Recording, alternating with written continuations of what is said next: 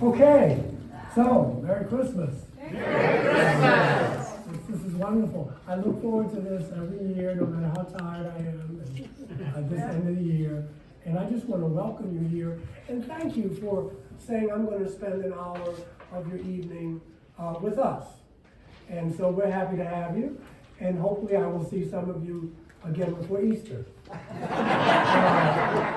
if not, we're wishing you all good things. And without further ado, that's what we have in common with the other churches. It's Easter and Christmas. So, without further ado, Diane will do the honors.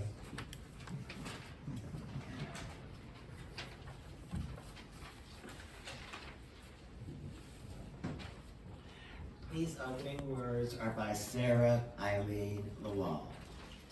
We come together on this sacred night to awaken ourselves to the joy of Christmas, to the miracles of life, to the birth of a baby, to the rise of the sun once more, the magic of this earth, of Mother Nature herself, the love of one another. This Christmas myth calls us to remember that the ordinary can become extraordinary. To remember that any child, our children, can become great prophets, teachers, leaders of nations, saviors even. Not of souls necessarily, but of lives, working to end the ills and suffering in our world.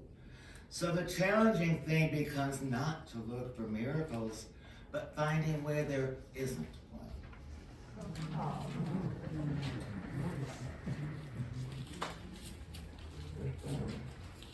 Please rise as you are willing and able, and join in singing our first hymn this evening, the first Noel, number 237.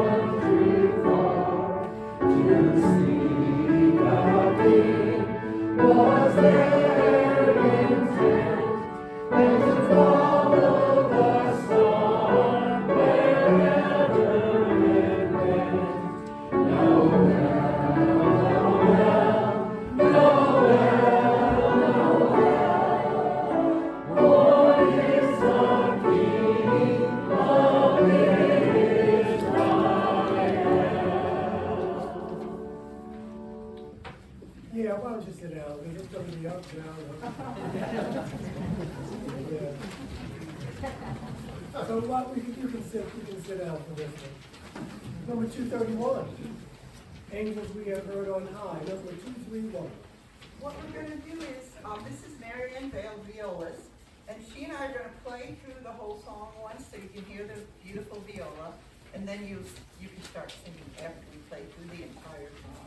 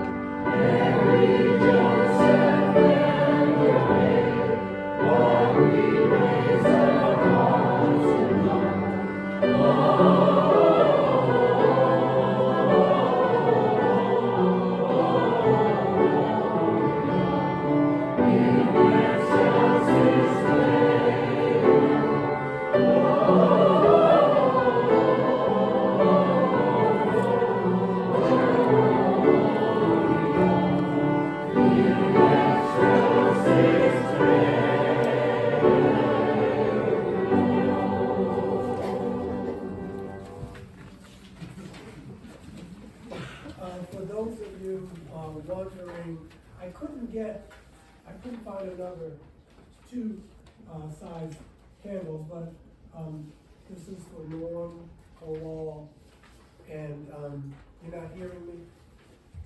No. You can use that mic, I can do that. Oh, it's like I'm in a nightclub. It's not unusual. This is for Norm Kowal and for Phil Freiberger. Whatever the journey they're on, we remember them. So, yeah. So now we will have a reading from the Gospel of Luke. Brother Jonathan Gray.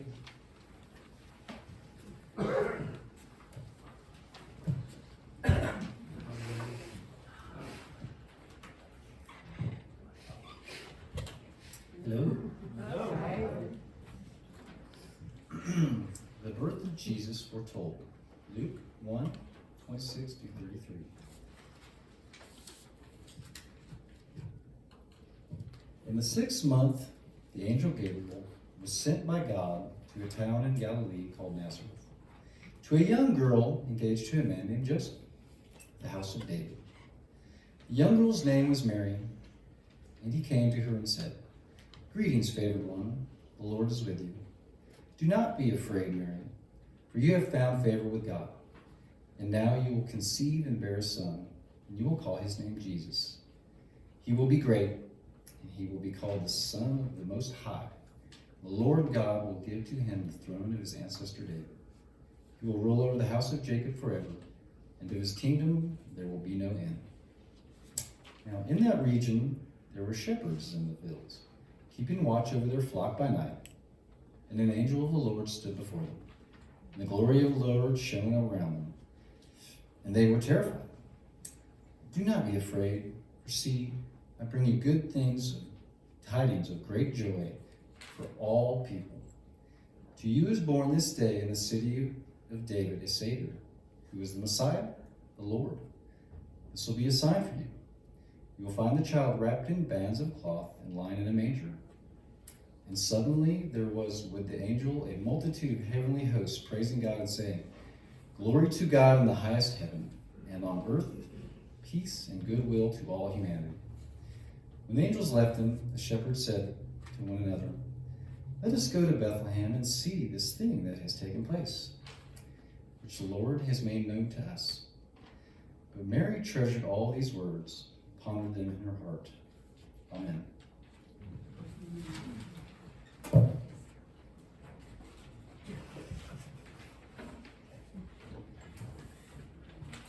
So this is the time in the service when we invite you to come and share a joy, a sorrow, a concern. Diane would like to share it for you, or you can light it yourself. And the mic, I'm sure that mic is working. So don't be shy, and the floor is yours.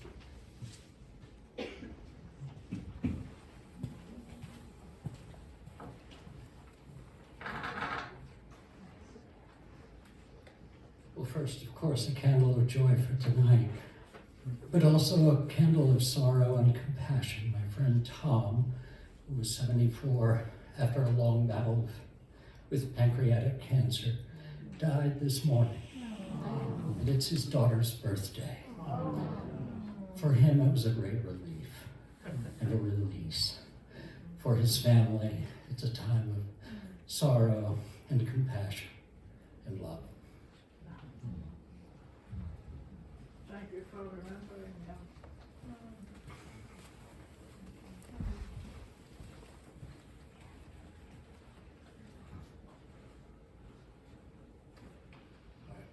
I'm Dave Wells, and it is my great joy to be here tonight with my daughter and granddaughter.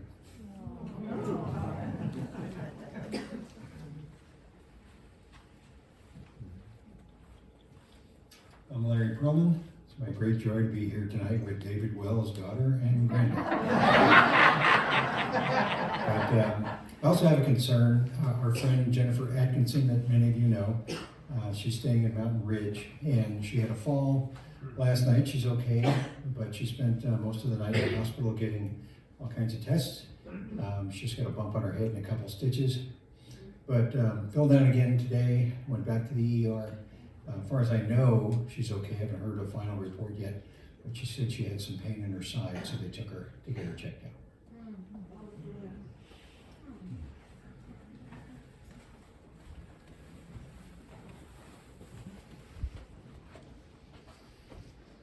Merry Christmas, I'm Jim Crillon, and I miss all of you so much.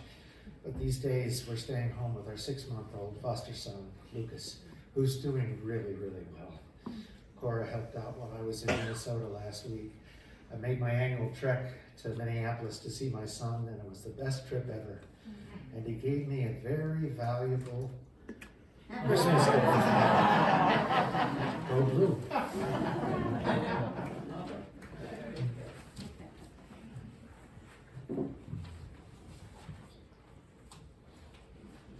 That's it, y'all have anything else to say?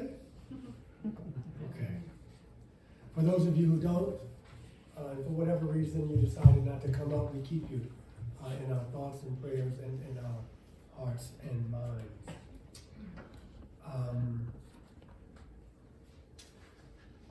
Want you to center yourselves and for this meditation, and give us the usual time of quiet afterwards. So, just take a few deep breaths and keep your heart open. The Christmas season's story. I hate this.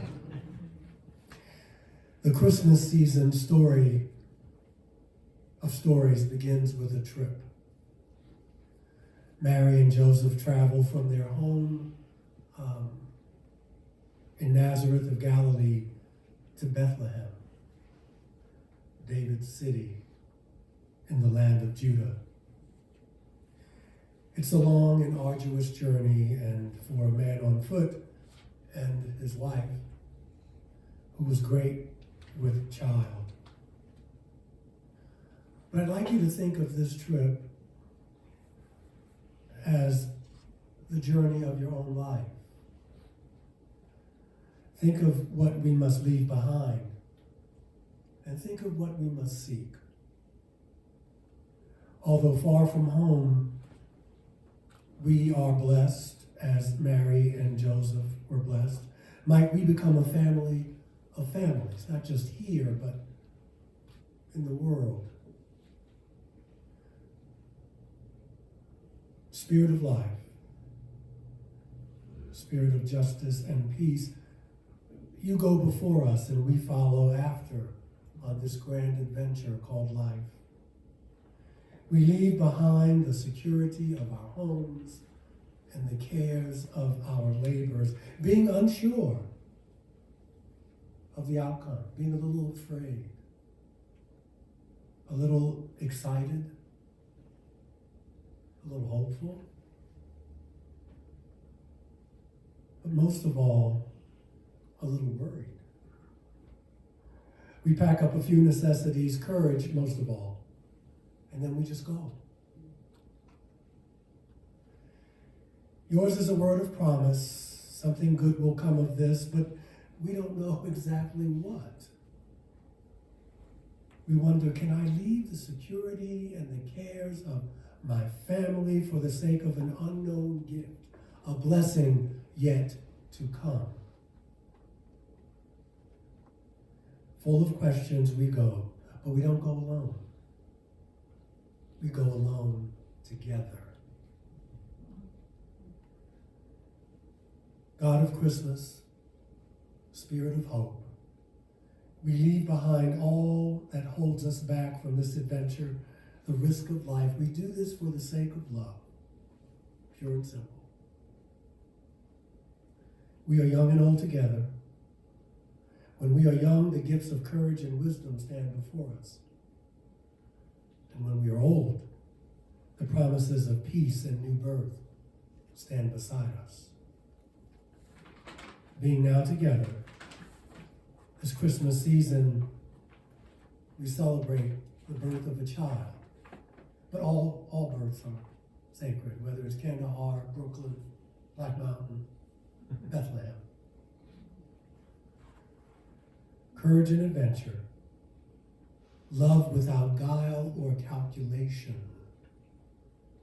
We seek justice and peace. And so now, while our minds are one for this brief moment, I leave you with the eloquence of silence.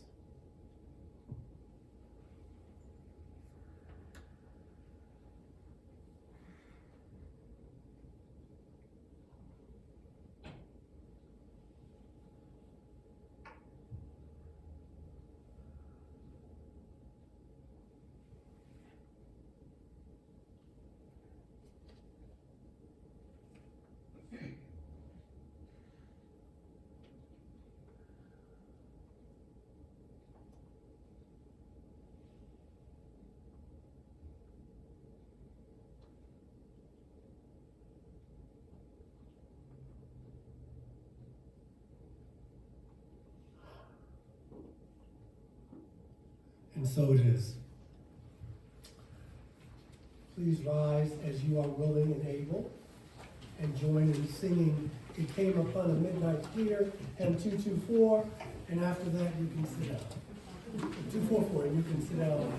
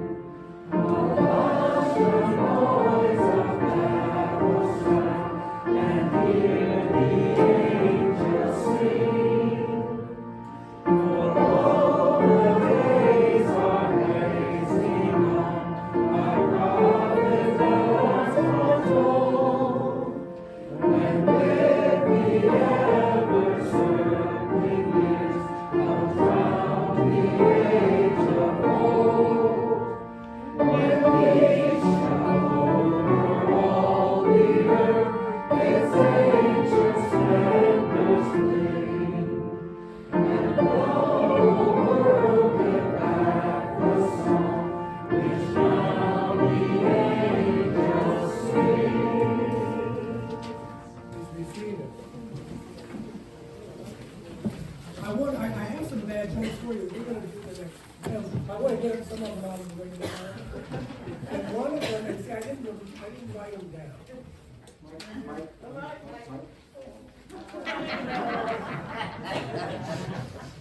These first world problems. They bother me so much. Someday, Someday we'll fix it. Someday. Larry, what was the joke? The joke was a good minute. What is it? The key to a good sermon is a good beginning and a good ending, and have them follow as close together as possible. These words Larry told me to inspire me for this evening. But there was another one that was just as terrible. And I made this mistake in ministry when I first started out, but I quickly got over it. I made the mistake of telling people, anytime you need me, just call.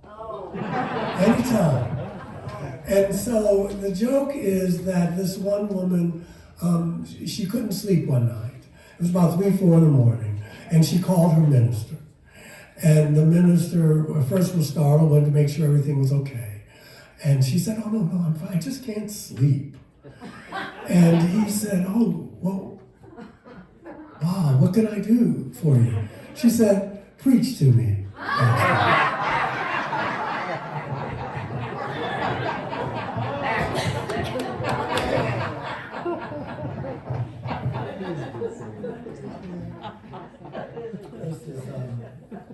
That was terrible. Let's just sing another hymn, shall we?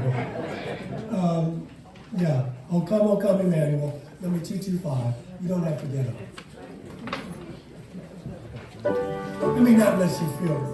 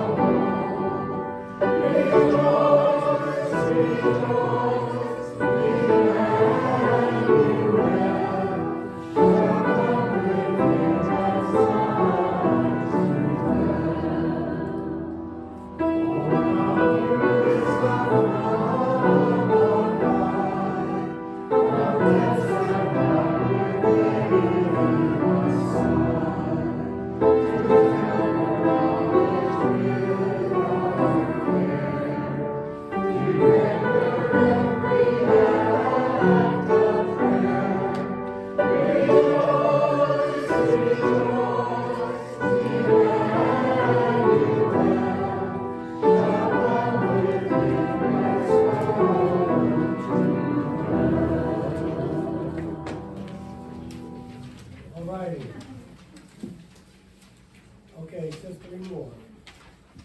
What do you call a kid who doesn't believe? What do you call a kid who doesn't believe in Santa? A rebel without a clause. You can't hurt me. It doesn't matter. Why did Frosty ask for a divorce? No, I'm not gonna, that's even worse. I should have said, how much did Santa pay for his sleigh? Nothing. It was on the house. One more. You won't remember them until next year. So, what do you get when you cross a snowman and a vampire? Frostbite. Finally, I know, I'm losing you. What did Adam say to his wife on Christmas? It's Christmas Eve. No. All right, segue. I love the Christmas service. No matter, I was saying to some friends earlier here, that no matter how tired I am by this time in the year, and usually there's a lot of deaths and there's joy, but there's a lot of tragedy and what have you, illness, depression. I love being here. And I'm always amazed at the diversity of theological perspectives that gather here on Christmas Eve. Even on Easter, it's amazing. And I think there's something universal about this story, but that's another sermon for another time. But rituals matter. And as Unitarian Universalists, we have our own. For instance, we mark deeply mundane experiences of baking bread, storytelling, having a good meal. These are just a few of the things that we deem sacred and worthy of respect. We have a water communion, usually at the homecoming service in September.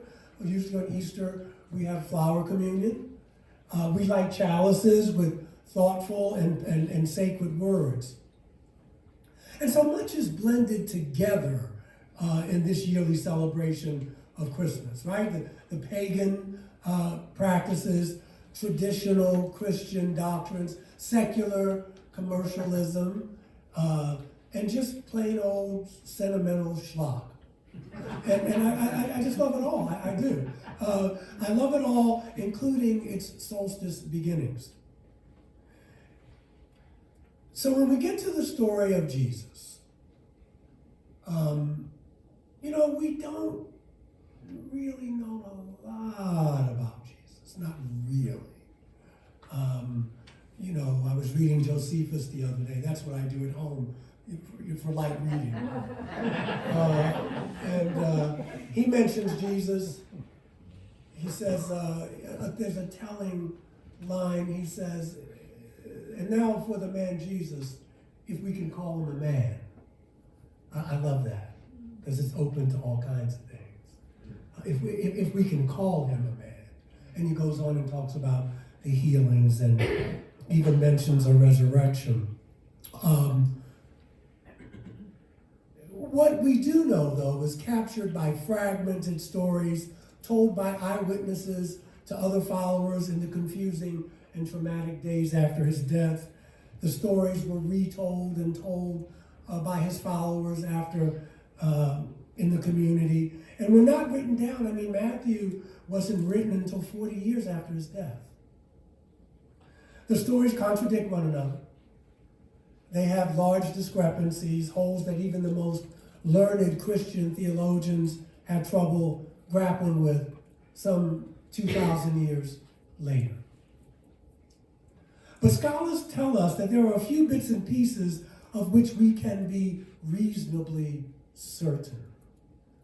There are, in the oldest accounts, some stories which are told in the same way by more than one person. That lends credence to the veracity of the story. There are words of Jesus that we are reasonably sure he did say. They are striking in their depth and in their reason. You see, every child's birth is a holy encounter. It's an encounter between the secular and the holy. Each encounter between two friends, between lovers, all siblings. All of these embrace the secular and the sacred. Each of us has always been holy. You and I. Always. Full of love and that knows no bounds. We just forget it. And we let the world tell us differently. And so tonight, let's talk a little bit about this man's life. First of all, the sign of Christmas is a star. It's a light in the darkness. Don't see this light as something out there, or as only something out there. See it as shining in the heaven within you. That kingdom within you, that queendom within you. Call it what you will. Wherever you have that deep place of peace within yourself. We all have it. It's just trying to tap into it. Jesus was not born into this world because we were sinners. And so that we could make him a rock star and laud him as a special divine being. Jesus is he's one of us. He's one of us who simply made the decision that we all must make. That is what made his life holy. His decision is a light within our minds that calls us to make the same decision. Because of his decision, his life and birth was the birth of holiness into this world, just as it is with all of us. The decision that must be made is the decision to live a committed life. That's it. Now, he was committed to death, as was Martin, and as was Joan of Arc, and as was, and I know some of y'all, it's a UU church, so you may get a little nervous. It's a different doctrine. I'm not trying to tell you if you believe he was the Son of God and rose from the dead, that's fine. That's fine. I'm just telling you what my belief is and what we share as UUs. The decision that must be made is the decision to live a committed life, a life where we discover who we really are, and then we carry that out into the world. So we walk our talk. Secondly, Jesus never referred to himself as the Son of God, at least not in the way we are told he did. He did say that any God that was in him was in all of us, and people don't like that. They don't like it today. Because it's like, who do you think you are? That's blasphemy to some people. But this is what he was, and that's a dangerous concept. You walk around here, start thinking like that, start acting like that, you're going to have some problems. In his life and ministry, his miracles are mostly through ordinary things. Food, wine, broken bodies. What Jesus did was that he took ordinary things and he made them extraordinary.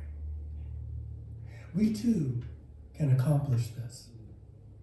In short, we need to prepare a holy place for the birth of this light that is already in us.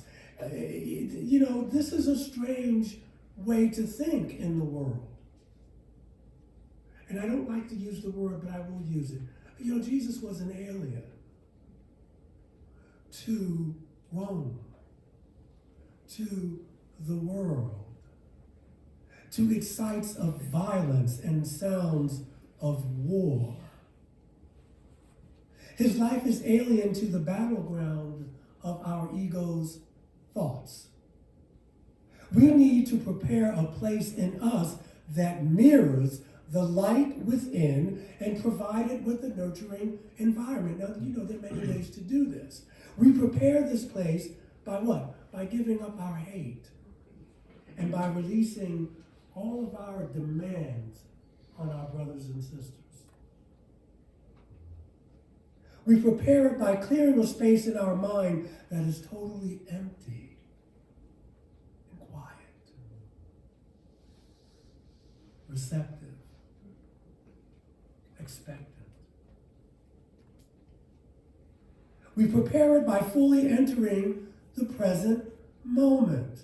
Now, you're not thinking about the meal you're going to have afterwards, the beer you may have. You're right here now. You're not thinking about what, I got to deal with my family.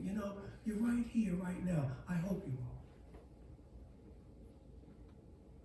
Because that's where this light is constantly being born and reborn in the present moment. We prepare it by quieting our restless minds. That's why I leave a time of quiet after the meditation.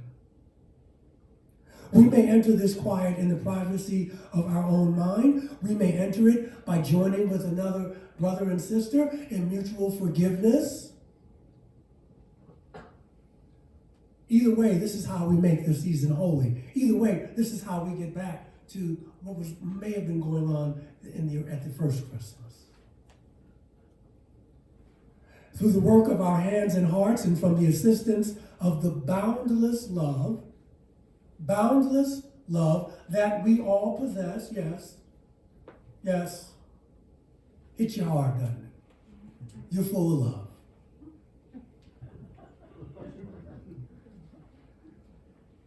We can transform the ordinary into the extraordinary. Jesus said nothing about gay marriage or abortion. Nothing about nationalism. Well, he didn't have to. Rome said it for him. He did say we must try to love the poor as our own brothers and sisters. He challenges systems of government. He challenges empire. He challenges governments that are domination systems and that perpetuate unjust hierarchies. He did that. He spoke to the privileged and the powerless alike. His message was that you who are privileged must give up your love of power and wealth and comfort and become equal with those around you. You must give up what you have in order to save your life. He's talking about giving up your attachments. He's not saying you shouldn't have money. He's just saying it's dangerous if you get too attached to it. Buddha said it 500 years before Jesus. Give up your attachments in order to save your real life, your interior life, the life of your spirit. You must lose what you think is your life in order to gain it, the trappings of your life, in order to gain the life abundant. He says, it's the Father's good pleasure to give you the kingdom. I come that you may have life and have it more what? Abundantly. Abundant life. What a concept. Resplendent life. If you would save yourself, it must be done by stepping across the boundaries of class and wealth and power, choosing to be in true community with others. Now, this is what he had to say to the poor, to the marginalized.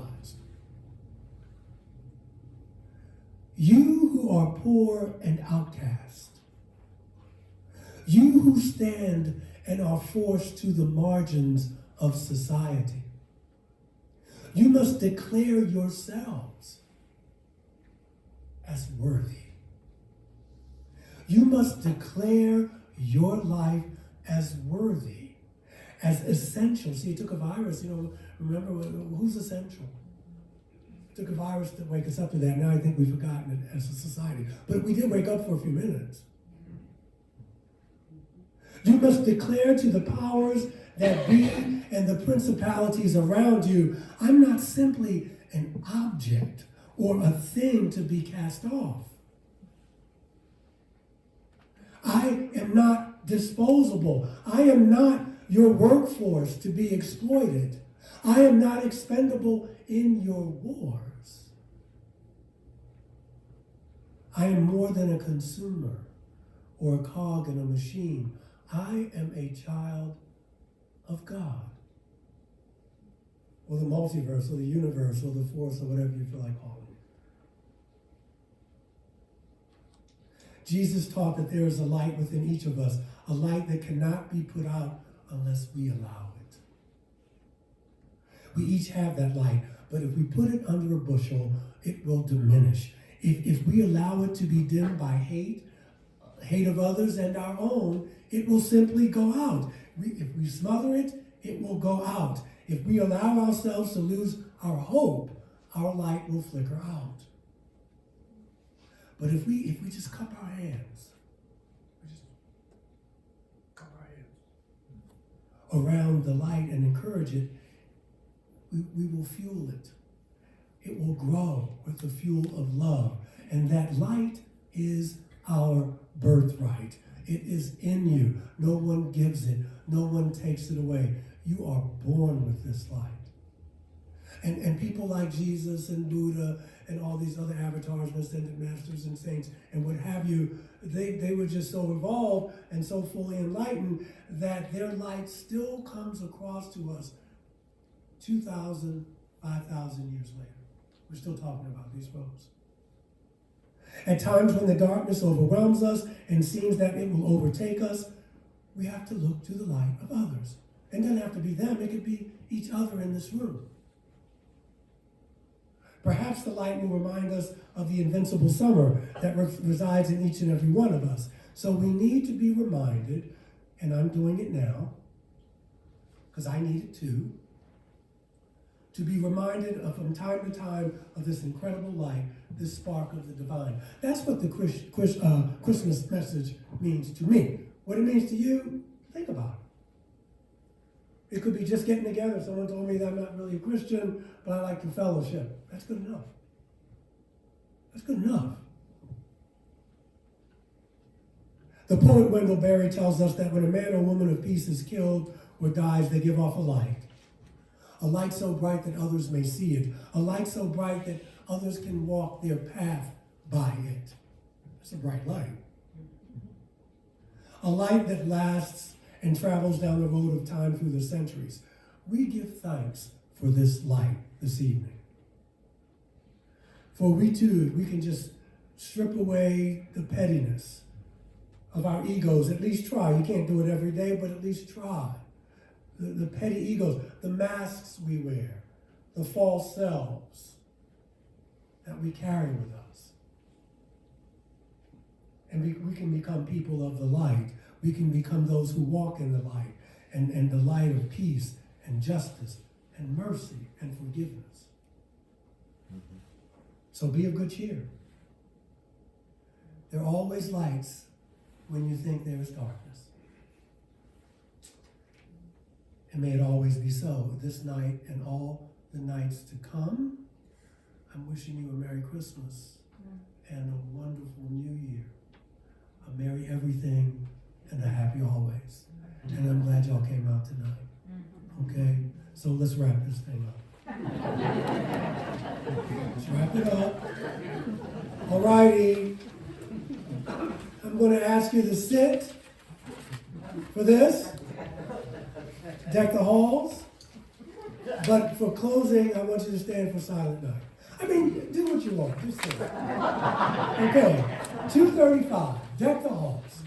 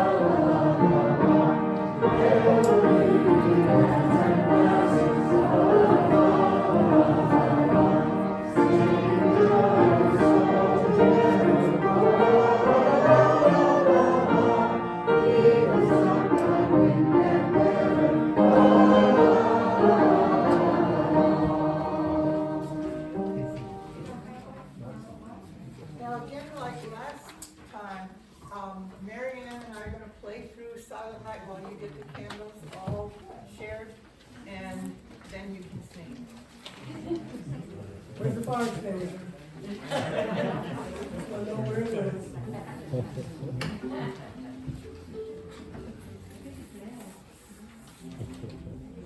Thank you, Rick. Of course, it'll be right in front of you.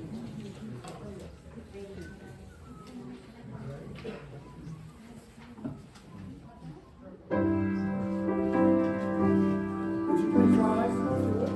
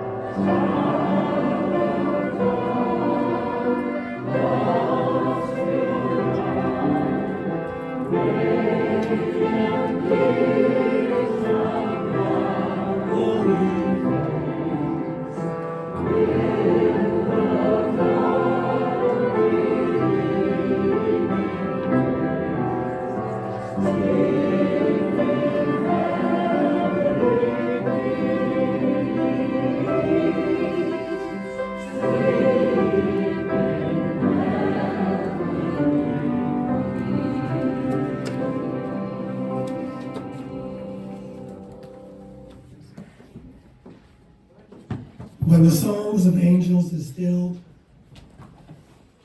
and when the star in the sky is gone, and when the kings and princesses are home, when the shepherds are back with their flock, that's when the work of Christmas begins. To find the lost, to heal the broken, to feed the hungry, to release the prisoner, to rebuild the nations, and to bring peace among the brothers and sisters, and to make music in our hearts. Have a wonderful evening. Please blow out your candles as you exit.